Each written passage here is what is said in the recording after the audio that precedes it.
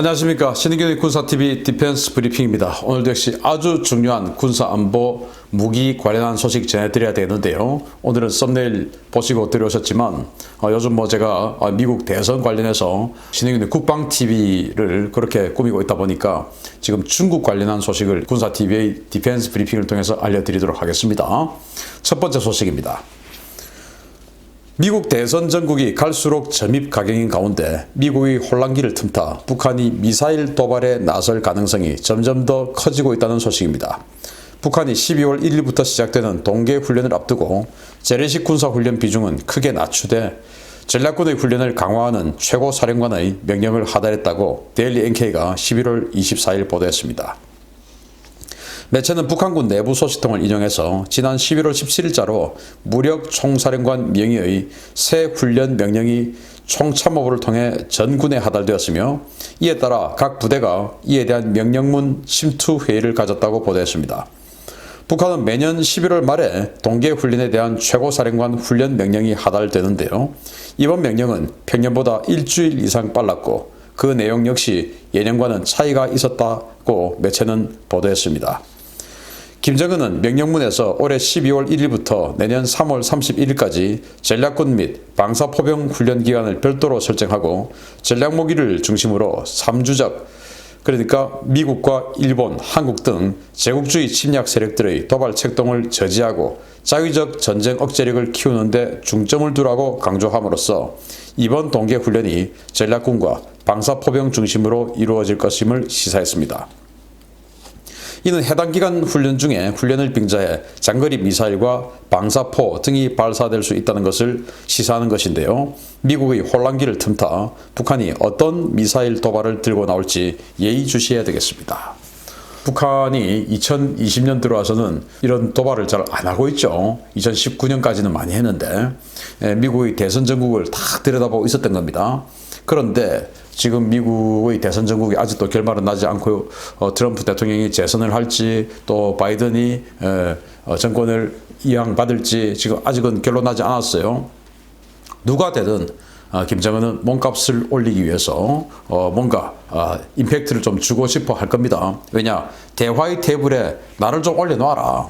몸값을 올리려고 하면은 자기에 대한 일단 대화가 진행돼야 되니까 그래서 전 세계의 시선을 잡아 끄는 그런 뭔가 이벤트를 할 것 같습니다. 그게 이제 이번 동계훈련이 될 것 같고, 동계훈련을 전군적으로 실시를 하게 되면은 돈이 많이 들죠. 사실 재래식 무기들을 기동훈련하면은 돈이 많이 듭니다. 연료부터 시작해서 북한이 지금 제대로 이 원유나 석유가 제대로 공급되는 상황이 아니기 때문에 그런 부담을 가지고 재래식 훈련을 하는 것보다는 아주 명분 좋네요. 돈 많이 드는 재래식 훈련 하지 말고 전략 훈련해.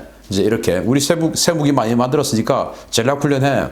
그러면서 지금 이 전 세계의 새로운 이목을 자신에게 끌어당겨서 협상에 대한 가치를 높이겠다. 그러면 이제 올 겨울 누가 미국 대통령이 되든지 간에 북한발 시끄러운 소식이 전해 나올 가능성이 높고요. 그러나 트럼프든 바이든이든 누구든지 간에 더 이상 김정은의 이런 불장난을 용납하는 우를 계속 보면서는 안 되겠다. 자꾸 이렇게 하면 때려버려야죠. 망나니는 때려야 됩니다.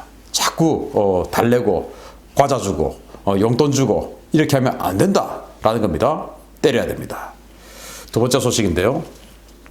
중국 건설은행이 미화 30억 달러 규모에 달하는 디지털 채권 발행을 이유도 없이 갑작스럽게 전격 취소하면서 그 배경에 관심이 쏠리고 있습니다. 중국 경제의 심각한 위기를 보여주는 시그널이라는 분석입니다. 중국 건설은행이 30억 달러 규모에 달하는 디지털 채권 발행을 아무 사전 설명 없이 전격 취소했다고 사우스차이나 모닝포스트가 11월 24일 보도했습니다. 당초 중국 건설은행은 지난 11월 13일 정오부터 디지털 채권을 발행할 계획이었지만 발행을 몇 시간 앞두고 이를 연기하겠다고 발표하더니 이번에는 아예 채권 발행을 취소하겠다고 발표한 겁니다. 중국 건설은행이 발행하려던 디지털 채권은 위안화는 물론 달러와 암호 화폐로도 구매가 가능하도록 준비되었었는데요. 은행 측은 채권 발행을 통해 증서당 최소 $100, 3개월 지급 만기에 은행 금리의 3배에 달하는 이자를 제공해서 대규모 자본을 유치할 계획이었지만 이것이 아무 설명 없이 전격 취소되면서 그 배경에 대해 여러 분석이 제기되고 있습니다. 중국 경제 전문가들은 최근 바오샹은행 등 중국 금융기관들과 국영기업들의 채무불이행, 즉 디폴트 선언이 이어지면서 은행 연쇄도산 우려가 커져가는 것에 대해 대응 조치의 일환이라고 보고 있습니다. 중국 당국은 각 금융기관과 국영기업이 디폴트의 무관용 원칙을 들고 나오며 디폴트를 할 경우에 관계자를 강력하게 처벌하겠다고 엄포를 놓는 한편 추가 채권 발행을 통한 빚 돌려막기를 막고 있는데요. 사실상 임계치까지 온 중국 경제 얼마나 버틸 수 있을지 지켜봐야겠습니다. 중국 건설은행, 중국에서 가장 큰 은행 중에 하나죠. 이 중국 건설은행이 30억 달러에 달하는 채권 발행, 그것도 디지털 채권. 그래서 달러다, 위안하다, 뭐 암호화폐, 비트코인 같은 거 이런 거로도 받아주는 건데 0.25%가 은행 기준금리인데 0.75% 이자를 주기로 했답니다. 그러니까 이제 이자를 많이 기대하는 사람들의 이 자본이 많이 쏠릴 뻔했죠. 그런데 발행 직전에 연기하겠다. 그리고는 이제 취소를 발표했습니다. 이 말은 뭐냐? 정부에서 하지 마라고 한 겁니다. 지금 지방은행인 바오샹은행이 디폴트를 선언했습니다. 그리고 중국 국영기업들이 연이어 디폴트를 선언하고 있습니다. 그 말은 지급 불이행, 우리 이제 능력 없어. 손들었습니다.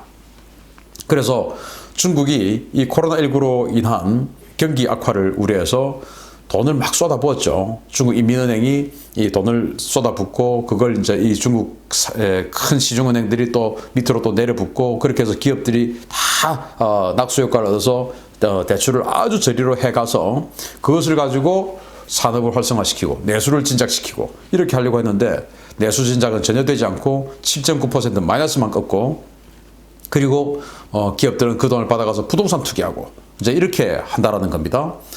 그러다 보니까 당연히 이 또 내수나 경기가 뒷받침되지 않는 부동산 투자 당연히 악성 부채가 생길 수 있겠죠. 부동산이 계속 경기가 좋아져야 부동산이 가치가 올라갈 텐데 그게 아니죠. 그러다 보니까 이제 은행의 악성 부채가 늘어나고 그러다 보니까 은행이 도산하고 도산을 막기 위해서 채권을 발행하고 채권 발행해서 돌려막기를 해야 되는데 또 중국 정부는 돌려막기 하지 마.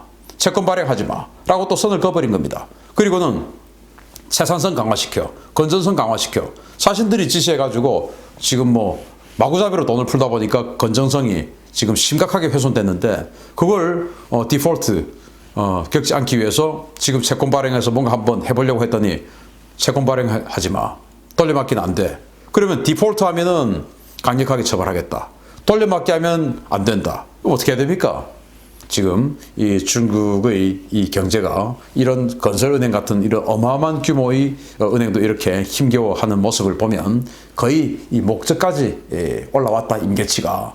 그러면은 지금 미국이 트럼프 대통령이 관세 전쟁을 시작해서 지금까지 몇 년간 계속 전쟁을 해왔는데 여기서 조금만 정말 로우킥 한 방 딱 날아가면은 그냥 촛대뼈 부러지면서 확 넘어질 것 같은데 그 로우킥을 날릴 수 있는 사람이 되어야 되는데 로우킥이 아니고 그냥 섀도우 복싱만 하는 사람이 미국 대통령이 되면은 이 중국이 다시 일어설 수가 있겠죠. 지금 딱 로우킥 한 방이면 될 것 같습니다.